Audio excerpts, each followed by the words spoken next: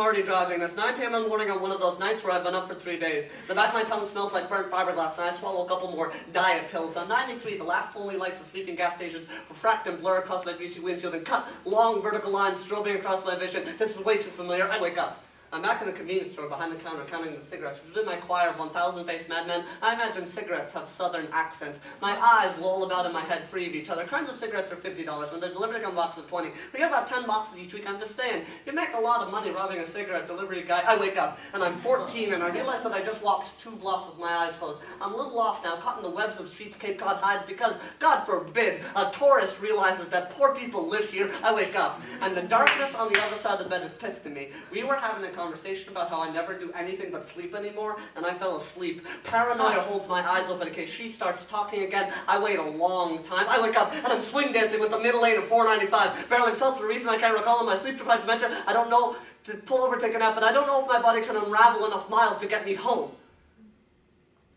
In this moment, I want that the moments of my life were bunched together like the branches of a snowflake so I could spin about my life in sweeping spirals like the way the streets of Hyannis spiderweb away from the airport rotary. I wake up and I'm washing windows, my janitor's uniform dirty with the stains of bleach and ammonia that reek of the opposite of life. I wake up and I'm in the cab and the dispatcher is screaming, 95! This is why we don't hire 20-motherfucking-year-old cab drivers. Are you there? 95! I wake up and my junkie roommate is standing over me holding the telephone out like a bomb. The tiny voice of the manager of KB Toys telling me I'm late for work. I wake up and I'm lying on the floor of my room next to my bed, which is empty, and in a pool of my own vomit. My head hurts so much you can hear my teeth vibrating. My stomach so empty the vacuum of it yanks on my tonsils every time I dry heave. My bones are cold and my legs are chattering. I want to be in any other location in my life except this. Sweating, shaking, and crying. This is the kind of pain that tastes like all the aluminum monsters of the world screaming at once.